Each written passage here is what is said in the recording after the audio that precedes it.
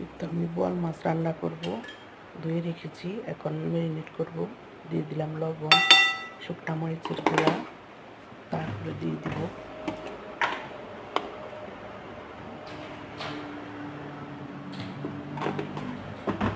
হলুদের গুঁড়া, দিয়ে দিলাম একটু ধনিয়া জিরা, একটু তেল দিয়ে দিব। তেল দিয়ে সুন্দর করে মাখিয়ে নিব, কারণ হাতে মাখিয়ে নিলে আমার কাছে সবচেয়ে বেশি ভালো লাগে। আমি সবসময় মাখিয়ে মাছ রান্না করি। এভাবে মাখিয়ে একটু ম্যারিনেট করে রেখে দিলে তখন তেল মশলাটা ঢুকে, লবণটা ঢুকে, সেই জন্য আমি এভাবে মাখিয়ে রেখে দিই কিছুক্ষণের জন্যে।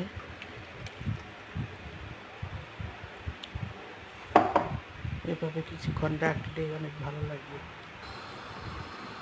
দিয়ে দেবো তেল।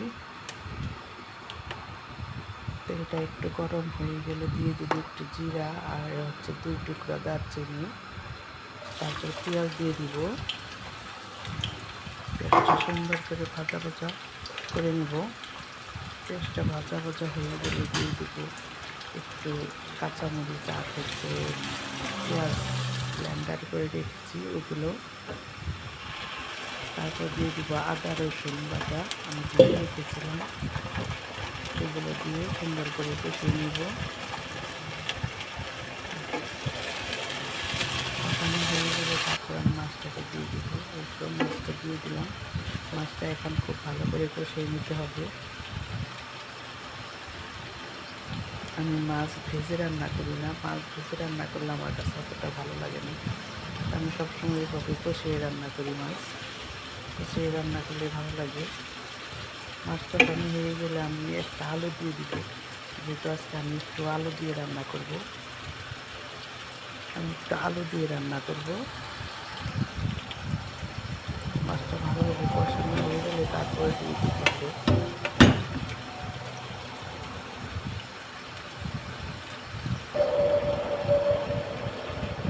তো আলুটা দিয়ে এখন চিল দিয়ে দিলাম, আর একটু চিল দিয়ে দিব। চিল দিয়ে এখন আমি এটাকে ভালো করে ঢেকে রান্না করব।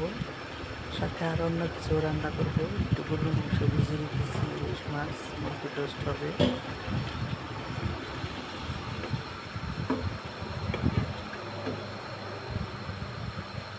আমার ভিডিওটা যদি আপনাদের ভালো লাগে সবাই একটু লাইক, কমেন্ট, শেয়ার করবেন। আর কেমন লাগলো জানাবেন। ধন্যবাদ সবাইকে আমার রান্না দেখার জন্য।